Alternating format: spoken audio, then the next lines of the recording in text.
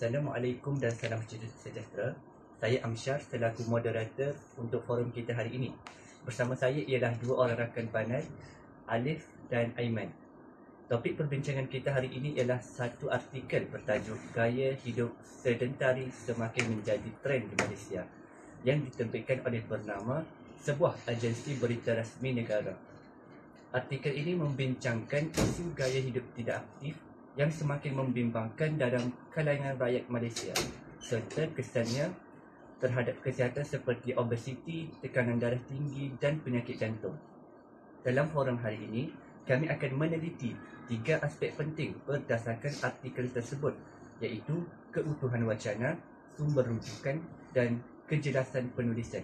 Baiklah, tanpa melengahkan masa, kita mulakan dengan aspek pertama, iaitu keutuhan wacana.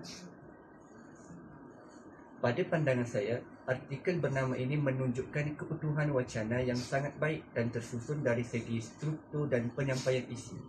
Penulis memulakan artikel dengan pengenalan yang menarik dan terus kepada isu utama, iaitu peningkatan gaya hidup sedentari dalam kalangan rakyat Malaysia.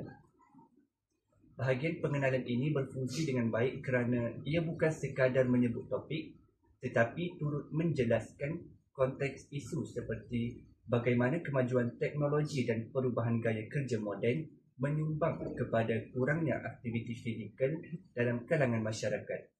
Ini membantu pembaca memahami mengapa isu ini penting dan relevan dengan kehidupan mereka sendiri. Seterusnya, artikel disusun secara berperingkat dan logik, bermula dengan punca masalah, diikuti kesannya dan akhirnya cadangan penyelesaian.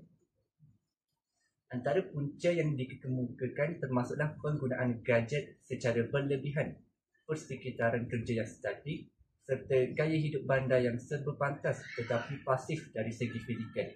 Selepas itu, penulis dengan kemas mengaitkan punca-punca ini dengan kesan kesihatan seperti obesiti, tekanan darah tinggi dan penyakit jantung koronari.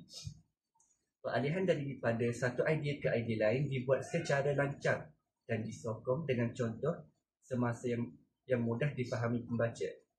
Akhir sekali, artikel ditutup dengan seruan tindakan, iaitu menggalakkan masyarakat untuk mengamalkan gaya hidup aktif melalui langkah mudah seperti berjalan kaki, bersenam ringan di rumah dan melakukan aktiviti keluarga yang sihat. Susunan daripada itu, punca kesan penyelesaian ini menunjukkan bahawa penulis memahami struktur wacana yang berkesan, menjadikan artikel ini bukan sahaja mudah dipahami tetapi juga mempunyai kesinambungan idea yang kukuh dari awal hingga akhir. Saya bersetuju dengan saudara Amsyar. Dari sudut aliran isi dan kesinambungan idea, artikel ini boleh dianggap mempunyai keutuhan wacana yang sangat baik.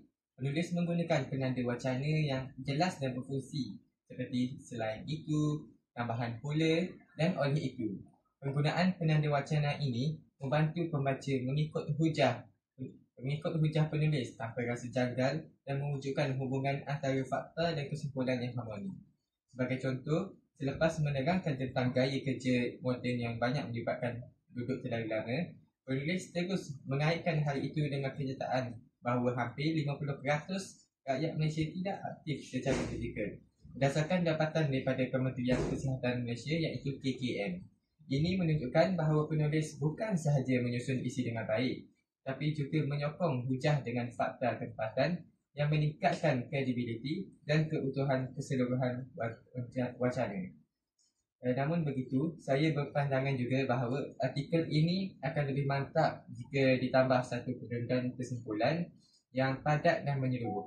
Penulis boleh menegaskan semula mesej utama, iaitu bahawa perubahan gaya hidup bukanlah pilihan, tetapi keperluan mendesak demi kesejahteraan masyarakat. Kesimpulannya, yang kuat akan memberi impak emosi dan intelektual kepada pembaca supaya mereka terdorong untuk bertindak. Selain itu, keutuhan wacana juga boleh dipeningkat dengan penggunaan struktur perenggan yang lebih seimbang. Ada bahagian yang agak panjang dengan terlalu banyak maklumat dalam satu perenggan yang boleh dipecahkan untuk meningkatkan kejelasan dan kepuan idea. Saya sependapat dengan Amsyar dan Alif. Pada pandangan saya, kekuatan utama artikel ini ialah penulis kekal fokus terhadap satu tema utama, iaitu gaya hidup sedentari, tanpa menyimpang ke isu lain seperti pemakanan atau tekanan kerja. Ini menunjukkan disiplin wacana yang tinggi kerana penulis mengekalkan tumpuan pada satu topik dan mengembangkan idea itu secara mendalam. Selain itu, gaya penulisan yang digunakan konsisten dari awal hingga akhir. Nada penulis bersifat informatif tetapi bersahaja, sesuai dengan khalayak pembaca umum yang mungkin bukan daripada latar belakang kesihatan. Ini menjadikan wacana artikel ini bukan sahaja utuh dari segi isi, tetapi juga dari segi kesesuaian bahasa dengan audiens sasaran. Namun begitu, saya mencadangkan agar penulis mempertimbangkan untuk menambah subtajuk kecil seperti punca, kesan dan langkah pencegahan. Dalam konteks penulisan digital masa kini, subtajuk sangat membantu pembaca untuk menavigasi isi artikel dengan lebih mudah, terutama bagi mereka yang membaca melalui telefon pintar. Selain itu, penulis boleh menambah ayat transisi yang lebih kuat antara bahagian punca dan kesan supaya hubungan logik lebih terselah dan mesej lebih mudah diikuti. Kesimpulannya, artikel bernama ini menunjukkan keutuhan wacana yang kukuh dari segi struktur, kesinambungan idea dan fokus penulisan. Penulis berjaya mempersembahkan isu gaya hidup sedentari dengan urutan isi yang tersusun, bermula daripada pengenalan yang menarik, diikuti punca, kesan dan penyelesaian yang munasabah.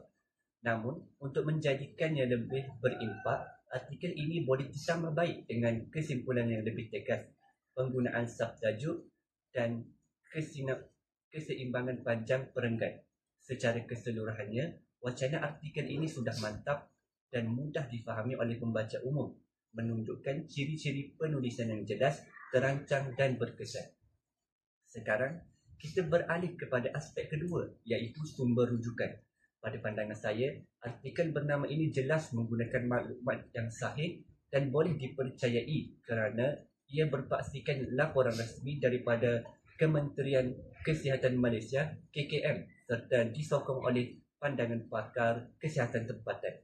Sebagai contoh, penulis ada menyatakan bahawa lebih separuh daripada rakyat Malaysia tidak mencapai tahap aktiviti fizikal yang disyorkan oleh Pertubuhan Kesihatan Dunia (WHO), walaupun artikel ini tidak menyertakan butiran lengkap seperti tahun laporan atau tajuk dokumen. Kenyataan tersebut berasaskan fakta umum yang diiktiraf oleh Badan Antarabangsa dan Tempatan.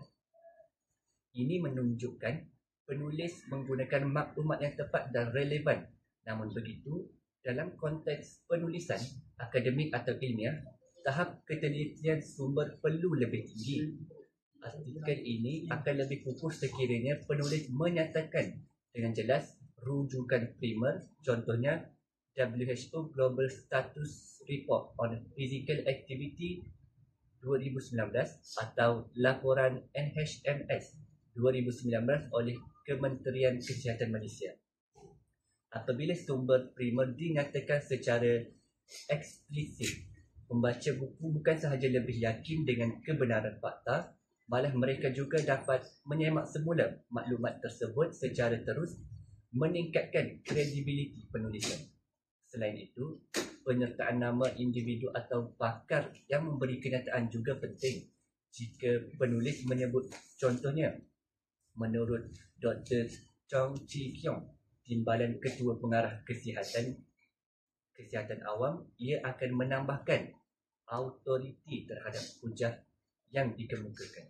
Saya setuju sepenuhnya dengan saudara Amsyar. Bagi pendapat saya pula, dari sudut kewartawanan profesional, syarikat bernama ini sememangnya antara sumber yang paling sahih di Malaysia kerana setiap artikel mereka biasanya melalui proses semakan fakta. Namun, jika kita menilai dari perspektif penulisan akademik, rujukan yang bersifat umum masih lagi boleh diperincikan lagi.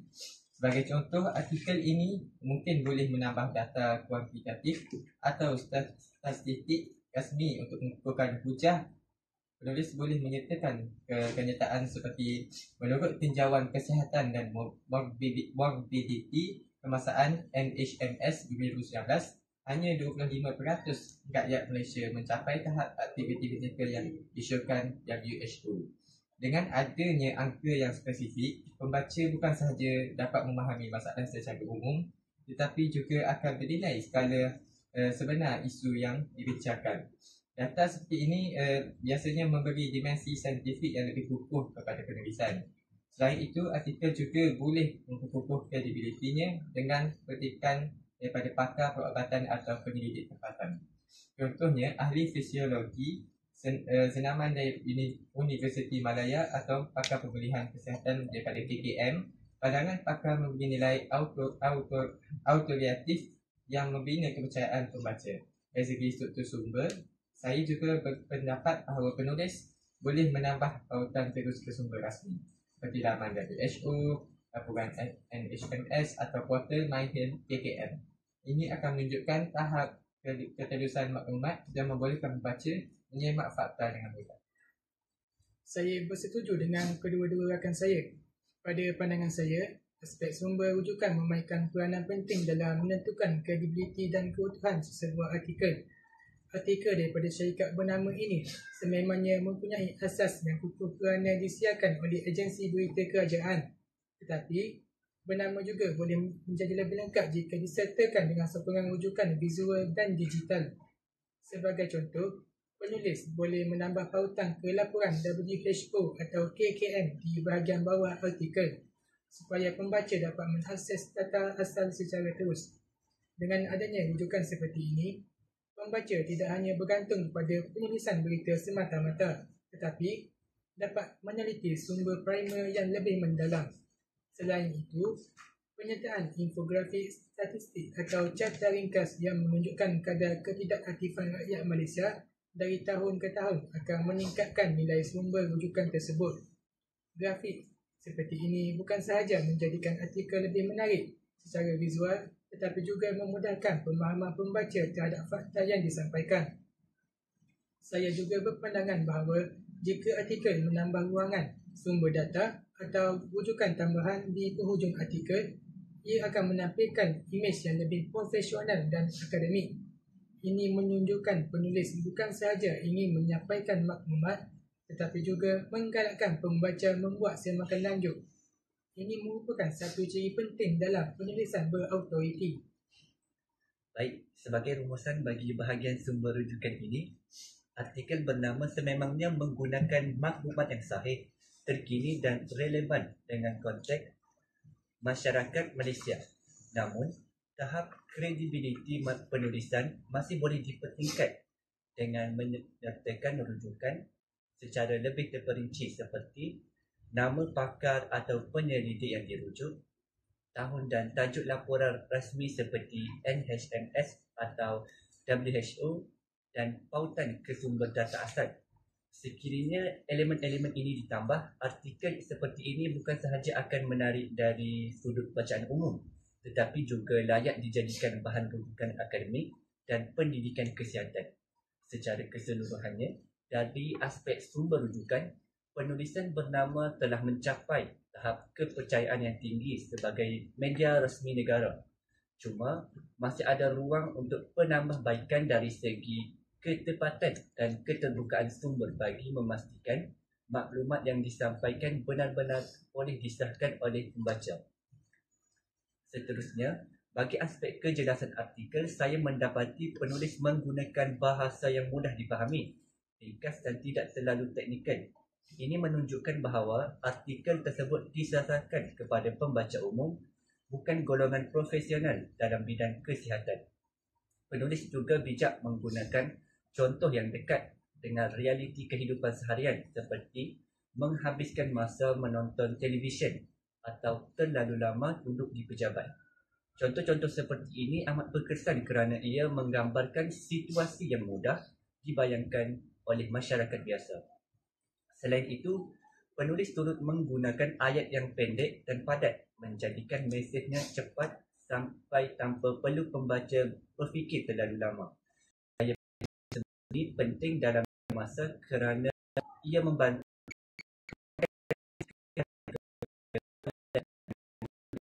pendidikan. Namun begitu, saya berpendapat bahawa dari segi perenggan dan aliran idea, artikel ini masih boleh diperhalus. Kadangkala, peralihan antara isi utama seperti kesan gaya hidup sedentari dan mental tidak dijelaskan dengan ayat penghubung yang jelas. Misalnya, selepas menggunakan kesan visual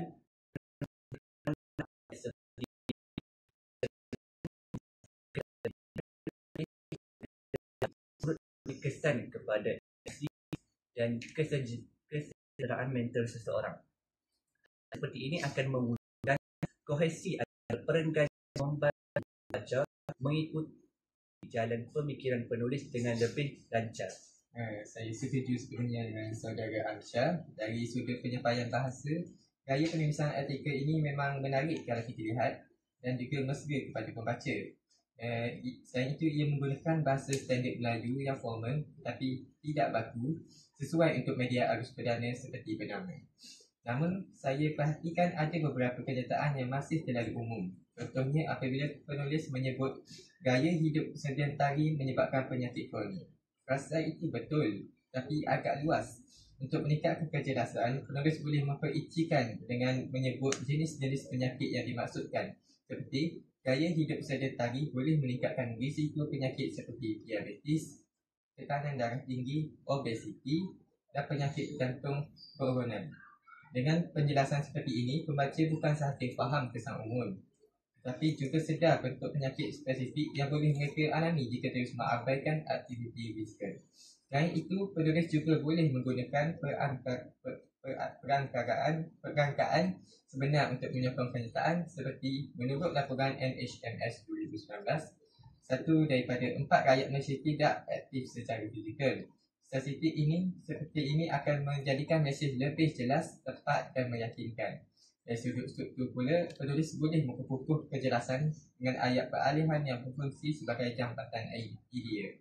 Misalnya, selepas memecahkan kesan fizikal, beliau boleh menulis. Selain itu, kekurangan aktiviti fizikal juga boleh menjejaskan produktiviti kerja dan kemampuan individu.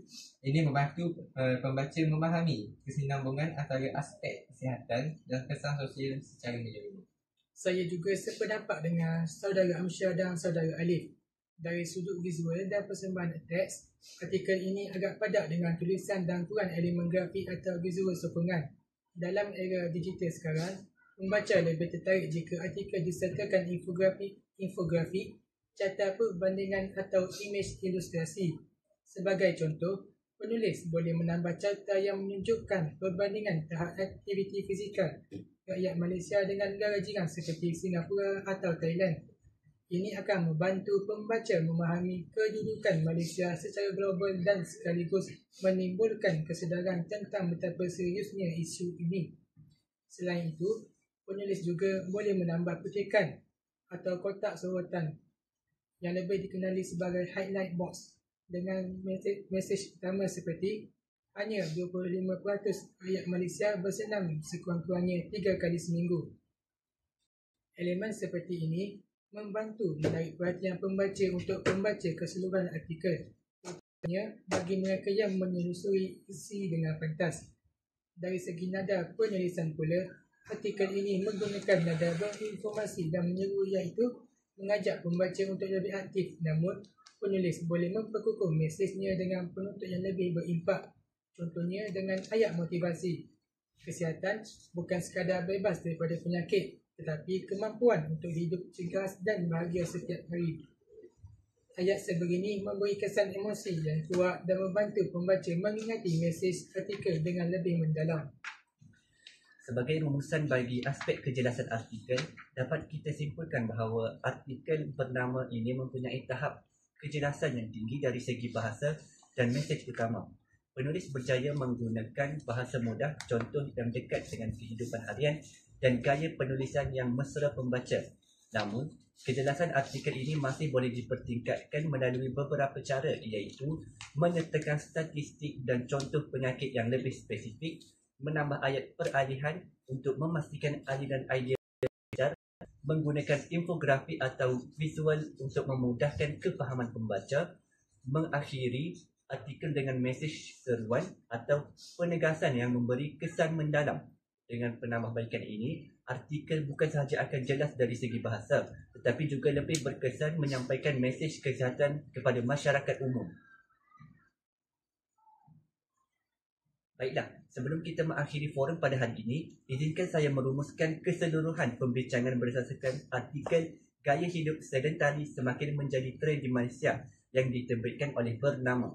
Secara keseluruhannya, artikel ini menonjolkan mesej yang penting kepada masyarakat moden, iaitu bahaya gaya hidup tidak aktif yang semakin menjadi kebiasaan dalam kehidupan seharian kita. Dari segi keutuhan wacana, artikel ini tersusun dengan sangat baik dan mempunyai aliran idea yang jelas serta logik. Penulis memulakan perbincangan dengan memperkenalkan isu semasa, kemudian menghuraikan punca-punca utama seperti peningkatan penggunaan gadget dan corak kerja yang banyak duduk, diikuti dengan kesan negatif terhadap kesihatan seperti obesiti dan penyakit jantung. Akhir sekali, penulis menutup artikel dengan langkah penyelesaian yang realistik seperti bersenam ringan dan mengurangkan masa skrin. Struktur yang tersusun ini menjadikan artikel mudah diikuti dan difahami oleh pembaca sepelbagai peringkat. Dari sudut sumber rujukan, kita telah bersetuju bahawa maklumat dalam artikel ini berpunca daripada sumber yang sahih, antaranya Kementerian Kesihatan Malaysia dan Pertubuhan Kesihatan Sedunia. Namun, bagi tujuan penulisan ilmiah atau akademik, pernyataan rujukan boleh diperincikan dengan lebih baik. Misalnya, menyebut nama laporan, tahun dikeluarkan dan sumber statistik asal. Ini bukan sahaja meningkatkan kredibiliti penulis tetapi juga memberi peluang kepada pembaca untuk menyemak kesahihan fakta yang dikemukakan. Dari aspek kejelasan, penulis berjaya menggunakan bahasa yang mudah, ayat yang padat dan contoh situasi yang dekat dengan kehidupan harian. Gaya penyampaian sebegini menjadikan mesej artikel mudah difahami oleh masyarakat umum. Namun, artikel ini boleh ditambah baik dengan penyertaan grafik, data atau data visual untuk memperkukuh kefahaman pembaca. Dalam era digital sekarang, maklumat yang disampaikan melalui visual lebih mudah dan menarik perhatian dan meningkatkan kesan yang lebih mendalam. Lagi sekali saya sangat setuju dengan rumusan yang diberikan oleh Amsyar. Forum kita pada hari ini membuktikan bahawa penulisan dalam bidang kesihatan bukan sekadar menyampaikan maklumat, tapi juga mendidik masyarakat supaya lebih peka terhadap amalan harian mereka. Artikel bernama ini membawa mesej yang sangat relevan dengan gaya hidup masyarakat moden, terutamanya dalam kalangan pekerja, pejabat dan pelajar yang sering menghabiskan masa di hadapan skrin. Saya tertarik dengan cara penulis menekankan tanggungjawab individu dalam menjaga kesihatan. Kadang-kadang kita sering menyalahkan faktor luaran seperti jadual kerja yang padat atau teknologi moden, sedangkan perubahan kecil dalam rutin harian seperti berjalan kaki ke tempat kerja, menggunakan tangga atau bersenam ringan di rumah boleh memberi kesan yang lebih besar kepada kesihatan tubuh dan minda. Selain itu, saya berharap masyarakat Malaysia dapat mengambil iktibar daripada artikel ini. Penulisan yang berasaskan fakta disokong dengan sumber yang sahih dan gaya bahasa yang jelas, bukan sahaja memberi kesedaran tapi juga menggalakkan tindakan yang positif. Saya setuju dengan saudara yang diutarakan oleh saudara Amsyar dan saudara Alif. Artikel ini secara tidak langsung mengingatkan kita bahawa gaya hidup aktif boleh dijadikan budaya, bukan sekadar pilihan. Dalam konteks negara kita, peningkatan kadar obesiti dan penyakit tidak berjangkit menunjukkan bahawa kesedaran masih perlu diperkukuh. Bagi saya, mesej yang disampaikan penulis sangat bertepatan dengan cabaran masyarakat masa kini. Teknologi memudahkan kita tetapi pada masa yang sama menjadikan kita kurang bergerak. Maka penting untuk kita mencari keseimbangan antara kemajuan teknologi dan penjagaan kesihatan diri. Saya ingin menambah bahawa usaha seperti penulisan artikel ini amat wajar diteruskan oleh media tempatan kerana ia memainkan peranan besar dalam mendidik masyarakat melalui wacana sihat. Jika lebih banyak artikel seperti ini diterbitkan dengan penyampaian menarik dan bersumber sahih, saya yakin masyarakat akan lebih terbuka untuk mengamalkan gaya hidup aktif. Terima kasih Alif. Terima kasih Aiman dan Alif atas pandangan yang sangat bernas dan menyeluruh. Saya amat bersetuju bahawa penulisan kesihatan seperti ini bukan sekadar menyampaikan maklumat tetapi juga membentuk kesedaran dan sikap dalam kalangan pembaca. Secara keseluruhannya, forum kita hari ini menegaskan 3 perkara utama: keutuhan wacana, iaitu artikel tersusun dengan baik dan mempunyai aliran idea yang logik. Kedua, sumber rujukan, iaitu maklumat sahih seperti rujukan bertulis boleh diperincikan. Ketiga, kejelasan bahasa dan mesej, iaitu mudah difahami namun boleh dipertingkat dengan visual dan data tambahan. Kami berharap perbincangan ini membuka mata semua tentang pentingnya mengamalkan gaya hidup aktif dan tidak terlalu bergantung kepada gadget atau aktiviti sedentari kesihatan. Bukan hanya tentang fizikal tetapi juga kesejahteraan mental dan sosial. Akhir kata, terima kasih kepada semua penonton dan pendengar yang setia bersama kami sepanjang forum ini. Semoga perbincangan ini memberi manfaat dan mendorong kita semua untuk melakukan perubahan positif dalam kehidupan seharian. Sekian daripada kami. Assalamualaikum warahmatullahi wabarakatuh dan jumpa lagi dalam forum yang akan datang.